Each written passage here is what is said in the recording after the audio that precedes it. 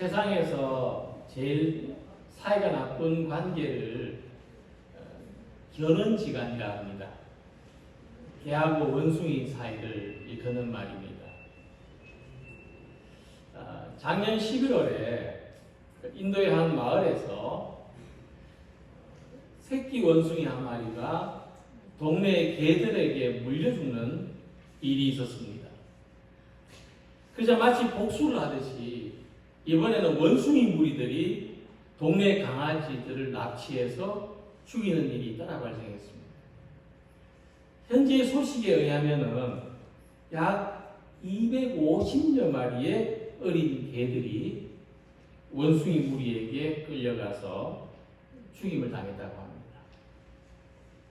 일부 주민들은 개를 구하기 위해 나섰다가 원숭이들의 공격을 받고 부상을 당하기도 했습니다. 원숭이들은 이제 마을에 개나 강아지가 보이지 않자 지나가는 어린아이들에게까지 공격을 했다고 합니다. 복수의 심리학이라는 책이 있는데 영국의 스티븐 파인먼 교수가 말하기를 영장류라고 불리는 동물들, 사람과 원숭이 종류가 영장류에 속하는데, 이들은 자기에게 호의를 베푼 사람과 또는 상대에게 보답할 줄도 알지만은 누가 자기의 비위를 상하게 했는지를 기억하고 적당한 기회가 올 때까지 기다렸다가 보복할 줄도 안다고 했습니다. 인도에서 일어난 원숭이들의 복수는 이런 특징을 잘 보여주는 것입니다. 그래서 누가 나에게 해를 입히면 복수하겠다는 마음은 사람이 가지고 있는 보편적인 감정입니다. 우리는 복수를 실행에 옮기지 않았다 뿐이지 모두가 잠재적인 복수자들이라고 할 수가 있는 것입니다. 소극적인 복수에서 적극적인 복수까지.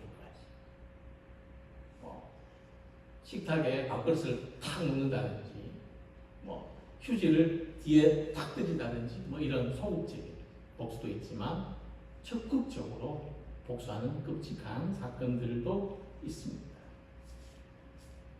하지만 이 서부의 총잡이들이 그랬죠. 마음에 안 드는 상대한테 우리 결투하자. 이래가지고 결투로서 개인적인 복수를 하는 것은 사회적인 무법천지를, 사회적인 무법적인 상태를 불러왔습니다. 그렇기 때문에 사회가 팽창하고 도시화되면서 개인적인 복수는 금지가 됐습니다. 그 대신 국가가 대신 복수를 함으로써 법으로 제도화된 것입니다. 근데 지금도 여전히 법은 멀고 주먹은 가깝다고 하지 않습니까? 우리가 내가 당한 고통을 상대방에게도 되돌려주고 싶어 하기 때문입니다. 그러나 사람이 스스로 나서서 복수를 하게 되면 자기도 상대방하고 똑같은 사람이 될 뿐만 아니라 상대방보다 더 악한 사람이 될 수도 있습니다. 이것은 모두를 불행하게 만드는 것이죠. 그래서 톨스토이는 말하기를 가장 최고의 복수는 뭐냐? 잘 사는 거다. 그렇게 말했습니다. 내게 고통을 준 사람에게 개인적인 분노를 나타내는 것보다도 더 귀한 것은 내가 받은 고통을 기회로 만드는 사람이 되는 것. 그래서 잘 사는 것이 가장 좋은 길이다 하고 말한 것입니다. 오늘 함께 읽은 말씀을 볼 때 예수님은 우리들에게 눈은 눈으로 이는 이로 갚아주고 싶은 마음이 있다는 것을 잘 아십니다. 또 눈은 눈으로 이는 이로 갚으라 했다는 것을 너희가 들었으나 38절에 말씀했죠. 하지만 예수님은 악한 자를 대적하지 말라고 가르치십니다.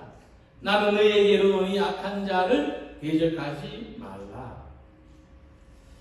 자, 참 어려운 말씀이죠. 그 산상수훈은 다른 말로 하나님 나라의 윤리라고 말합니다. 하나님 나라에서는 악한 자들이 존재할 수 없고 개인적으로 복수하는 일이 일어날 수도 없는 겁니다. 그러니까 세상에서 억울한 일을 많이 당한 사람한테는 이런 가르침이 마땅치 않을 수도 있겠습니다만은, 그런데 우리가 하나님 나라에서 축복된 삶을 사는 것을 생각해 보면 개인적으로 복수하는 것은 아주 하찮은 일이 되고 마는 겁니다. 하나님 나라가 그 좋은 데 사는 사람이 뭐 복수하고 싶은 마음이 생기겠습니까? 이런 뜻입니다. 오늘 은혜 안에 살고 있는 사람, 은혜가 충만한 사람이 뭐 원수 갖고 싶은 마음이 생기겠느냐 하는 겁니다. 그래서 결국 하나님 나라는 세상에서 사랑과 용서가 승리하는 삶의 모습을 제시합니다. 우리가 세상에서 겪는 모든 악한 일들에 대해서 어떤 자세를 가지고 살아가느냐에 달려있는 것입니다.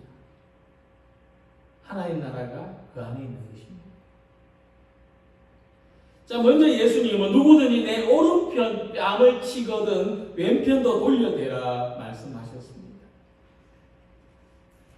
이 당시 사회는 오른손을 사용하는 문화입니다. 중동에는 이 왼손을 쓰는 게 아주 불경합니다. 여러 가지 문화적인 생리적인 요인도 있습니다. 그래서 오른손을 사용합니다. 근데 오른손으로 상대방의 오른쪽 뺨을 치는 것은 불가능합니다. 이렇게 해야죠. 오른쪽 뺨을 치려면. 그러니까 오른손은 손등으로만 상대방의 오른편 뺨을 칠 수가 있습니다. 손등으로 치는 겁니다. 유대인들의 고대 문헌을 보면요, 신분이 같을 경우입니다. 법적으로 동등한 지위가 있을 경우, 손바닥으로 상대방의 뺨을 때리면 벌금이 4만 원입니다. 일종의 폭행죄 같은 거죠. 벌금이 4만 원. 근데 손등으로 상대방의 뺨을 때리면 얼마냐? 벌금이 400만 원입니다. 왜 그러냐면 대단히 모욕적인 행동입니다. 손등으로 때리는 거예요. 싸우다 보면 뺨을 때릴 수도 있는데, 이 손등으로 때리는 건 이게 싸우다가 때리는 상황이 아니라는 거죠. 아주 모욕하는 행위. 자, 이런 경우에 이제 신분이 같으면은 배상을 요구할 수 있습니다. 제가 날 모욕했어. 손해배상을 청구한다. 400만 원. 그런데 신분이 높은 사람한테 신분이 낮은 사람이 손등으로 뺨을 맞았다. 어찌해야 되겠습니까? 그냥 고개를 숙이는 수밖에 없죠. 뭐 어떻게 하려다가는 더 큰 공경을 잘 끄니까 모욕적인 일을 당해도 그냥 우리 말로 아니 그거 치사하지만 고개를 숙일 수밖에 없는 겁니다. 신분이 낮기 때문에. 자, 그래서 손등으로 오른쪽 뺨을 맞고도 왼쪽 뺨을 댄다는 것은 힘이 없고 신분이 낮은 사람이 할 수 있는 최고의 저항입니다. 무슨 뜻이냐면 차라리 손바닥으로 때려라. 나도 인간이다. 이런 뜻입니다. 이 말씀이 굉장히 새겨보면 의미가 있는 말씀이에요. 예수님 말씀 단순히 더 맞아라, 더 좋아라 이런 뜻이 아닙니다. 나도 인간이다. 그냥 손바닥으로 때려라. 모욕하지 말고. 그러니까 사람 위에 사람은 없다는 사실을 깨우쳐 줄 수가 있는 것입니다. 또 두 번째로 너를 고발하여 속옷을 가지고자 하는 자에게 겉옷까지도 가지게 하며 하는 말씀을 보면 이 사람은 고발을 당했습니다. 정확하게 말하면 소송을 당했습니다. 누가 재판을 걸어왔어요. 이제 재판을 걸어와서 이제 무엇을 요구하냐면 속옷을 내놓으라고 합니다. 나한테 빚을 졌으니까 속옷이라도 벗어내라. 근데 이 당시에 겉옷은 재산입니다. 겉옷은 어려울 때 전당포에 가서 맡기고 돈을 빌릴 수가 있습니다. 근데 이 고발한 사람이 돈을 받아내려면 겉옷을 받아내려고 해야지 왜 속옷을 벗어내라고 하느냐. 그 의도가 있습니다. 망신을 주고 싶은 거. 얘 내 돈 안 갚았어. 창피해야 돼. 사람들한테 좀 부끄러움을 줘서라도 내 돈 갚게 해야 돼. 근데 예수님은 그 사람에게 겉옷까지 벗어주라고 말씀합니다. 실리를 따지면 그냥 부끄럽지만 속옷 벗어주는 게 낫습니다. 그런데 겉옷까지 벗어주라는 것은 무슨 말이냐면 그럼 속옷을 달라는데 겉옷까지 벗어주면 이 법정에 선 사람은 벌거벗게 됩니다. 얘네를 벌거벗는 것, 사람들 앞에서 벌거벗는 것을 수치스럽게 여기고 우리처럼 뭐 공동 목욕탕에 같이 다 벗고 씻지 않습니다. 그러면 이랬을 때 법정에서 이 사람이 소송당한 사람이 겉옷 속옷 다 벗고 벌거벗었을 때 누가 부끄러울까요? 진짜 부끄러워하게 되는 사람이 누굴까요? 겉옷까지 벗어줄 사람은 저 부끄러울 것도 없습니다. 근데 이 작은 빛조차 갚지 못할 만큼 가난한 것이 부끄러운 게 아니라 가난한 사람을 벌거벗긴 사람이 부끄러운 겁니다. 그러니까 내가 가난하다고 해서 너는 나를 모욕해서는 안 돼. 그런 뜻입니다. 겉옷까지 벗어주라고. 내가 가난하다고 해서 무시하지 마. 그 다음에 누구든지 너로 억지로 오리를 가게 하거든 그 사람과 심리를 동행하고 말씀했습니다. 이것은 어떤 상황이냐면 누가 뭐 장에 가는데 같이 가자, 밭에 일하는데 끌고 가는 이런 상황이 아닙니다. 당시 로마 군인들은 자기 뜻대로 민간인들을 끌고 갈 수 있었습니다. 이 이제 군장비 같은 걸 민간인들한테 짐을 지워서 끌고 갈 수 있었는데, 근데 이제 뭐 군인들이 지나친 횡포를 부릴 수 있기 때문에 뭐 울산에서 서울까지 끌고 가면 어떡합니까? 그래서 법으로 거리를 제한했습니다. 민간인들을 징발할 경우에라도 5리를 넘어서지 못한다. 그래서 보통 이제 5리를 억지로 짐을 쥐어가지고 5리를 끌고 간 다음에 이제 짐을 내려놓고 돌아가라고 합니다. 그러면 보통은 오늘 재수가 참 없었다 이러면서 갈 길을 가기 마련인데 예수님은 5리를 더 가주라고 말씀하십니다. 예수님이 로마에게 잘 보이려고 그러셨는지 이렇게 생각할 수도 있겠지만 그 시대 사람들이 이 말씀을 들을 때 막 웃습니다. 웃어요. 아니 생각해 보십시오. 억지로 오리를 끌고 간 사람한테 내가 오리를 더 가주겠다고 했을 때 로마 군인이 얼마나 당황스럽겠습니까?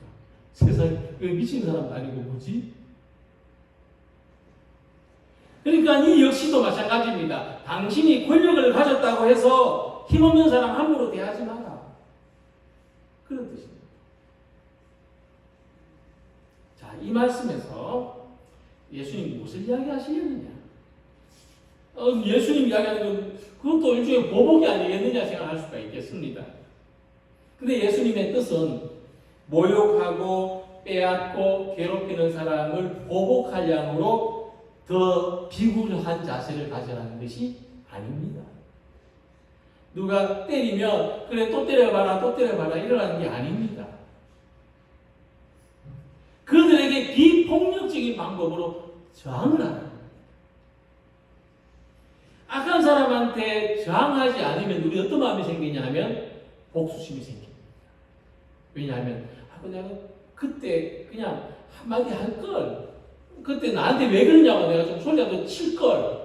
이런 마음이 들면서 복수심이 생겨요. 뒤에서 갚아주고 싶은 마음.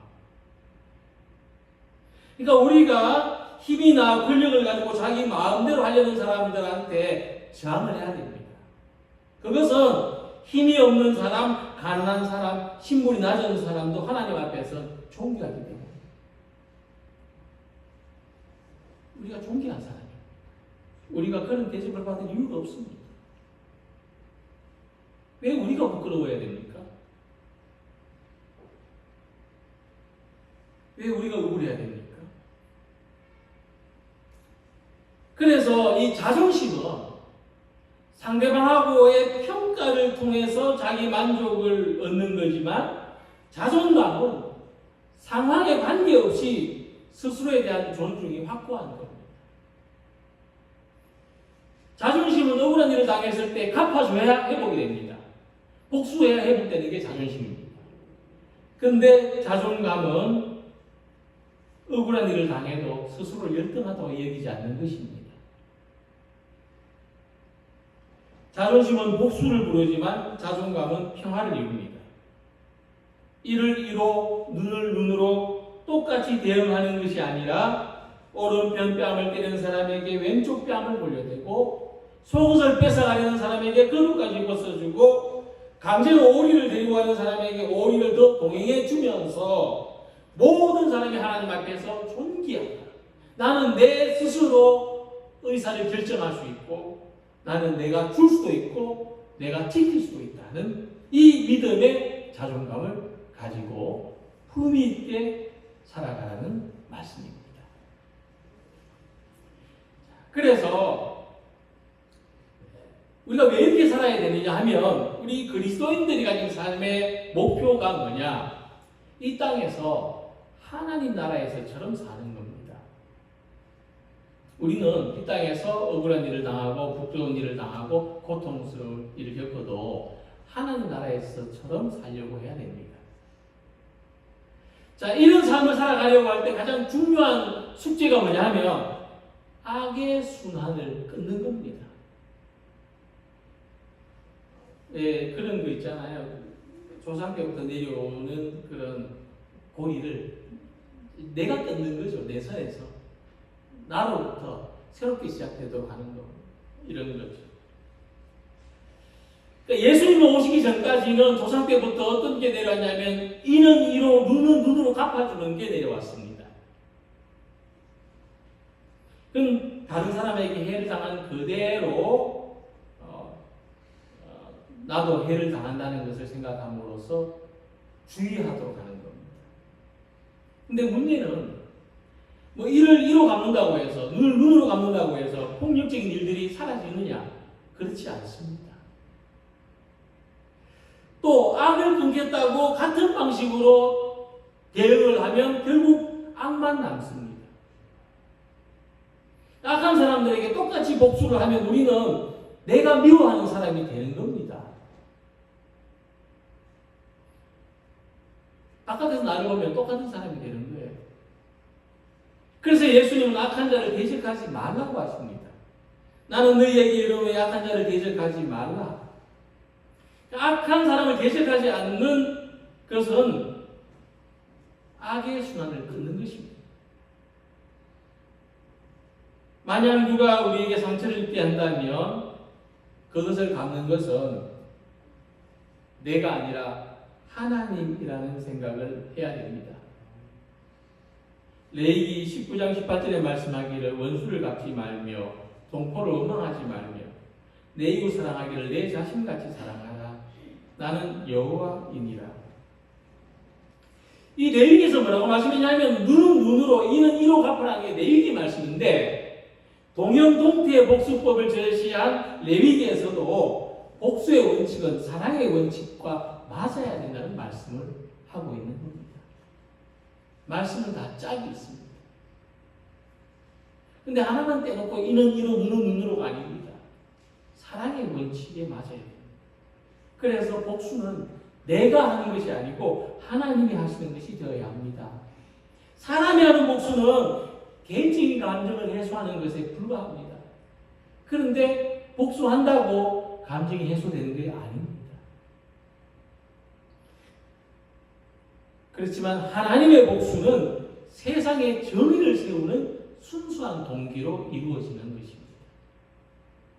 그래서 악의 순환을 끊는 길은 악한 사람에게도 사랑으로 대응하는 것입니다. 우리들에게 예수님의 사랑이 없었을 때는 어떤 상처를 받아도 그냥 참는 길밖에 없었습니다. 그런데 이 고통은 참는다고 잊어지거나 사라지는 것이 아닙니다. 참다 병됩니다. 무슨 병이 되느냐? 우리가 참는 게 그냥 참는 게 아니고 복수심이 자꾸 쌓이는 겁니다. 두고 보자. 뺨을 때리는 것은 내 몸과 인격에 악을 행하는 겁니다. 속옷을 빼앗는 것은 내 재산에 악을 행하는 것이고, 억지로 짐을 지우는 것은 내 자유에 악을 행하는 것입니다. 이것을 이길 수 있는 힘은 사랑에서 나옵니다. 로마서 13장 10절, 사랑은 이웃에게 악을 행하지 아니하니 그러므로 사랑은 율법의 완성이니라고 말씀했습니다. 악을 끊는 길은 우리에게 악한 일을 한 사람이라도 사랑으로 대하는 것입니다. 그래서 원수가 줄이거든 먹이고 마시게 하라고 말씀이지 않습니까? 사랑은 악을 이기는 가장 강한 힘입니다. 악은 어디에서든지 그 존재감을 드러냅니다. 교회에도 있고 가정에도 있고 세상에는 더욱 많습니다.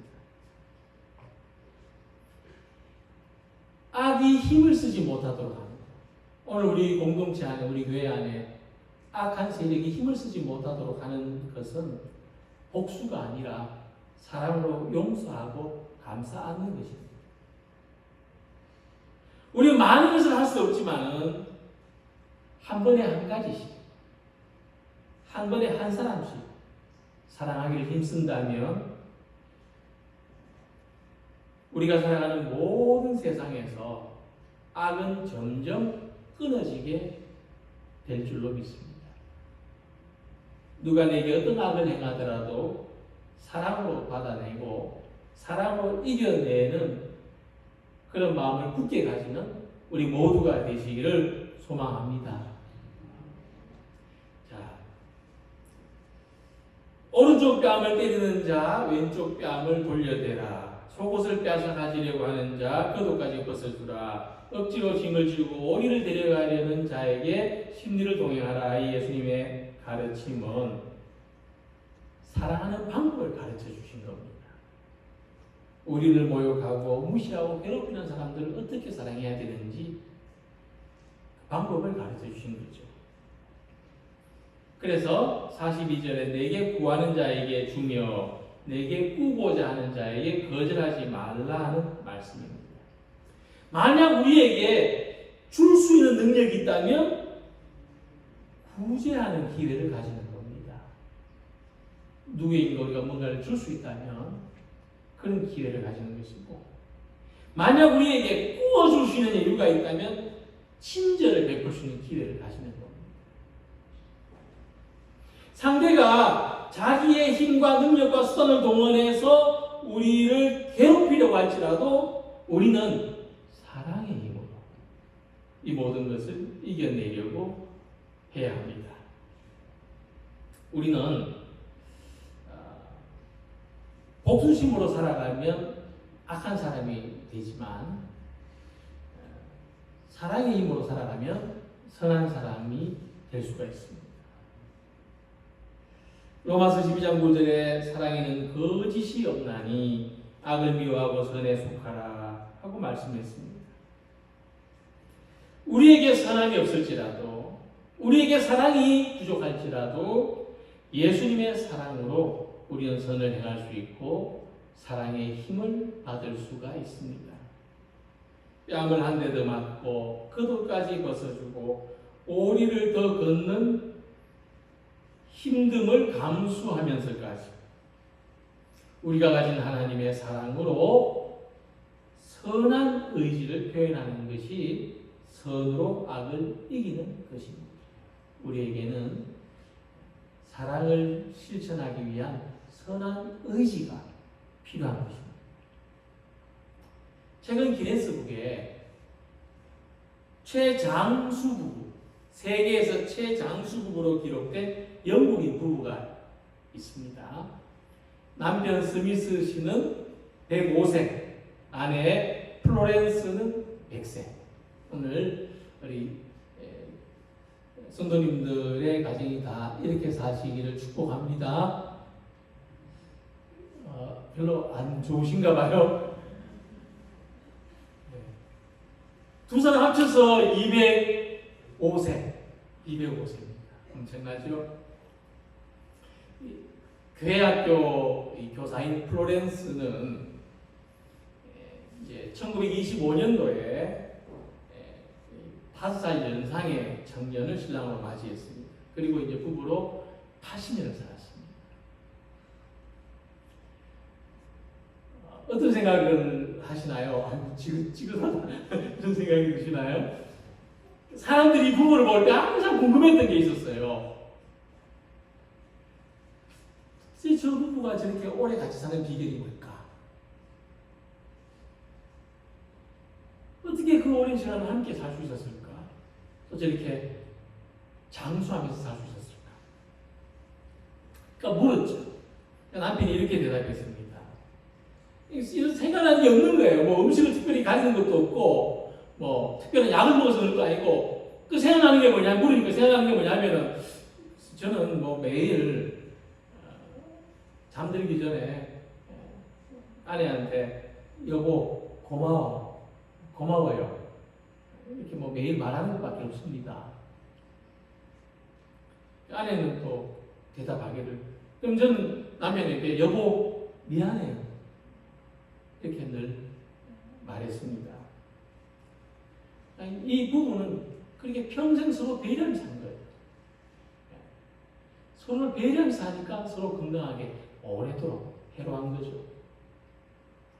이야기를 들었을 때 사람들은요, 뭐 별거 아니라 생각을 했습니다. 뭐 장수하는 거 별거 아니네. 뭐 부부가 함께 오래 사는 비결 별거 아니네. 근데 누구도 쉽게 할 수 없는 일이었다는 생각을 했다고 합니다. 저 참 어렵겠다.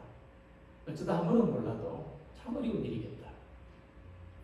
서로에게 고맙다고 하는 말, 미안하다고 하는 말, 뭐 별거 아니지만은 자주 하는 거 결코 쉽지 않은 일이었을 겁니다. 하나님의 사랑에는요, 사람을 변화시키고 세상을 변화시키는 능력이 있습니다. 하나님의 사랑에 능력이 있습니다. 우리가 증거 아닙니까?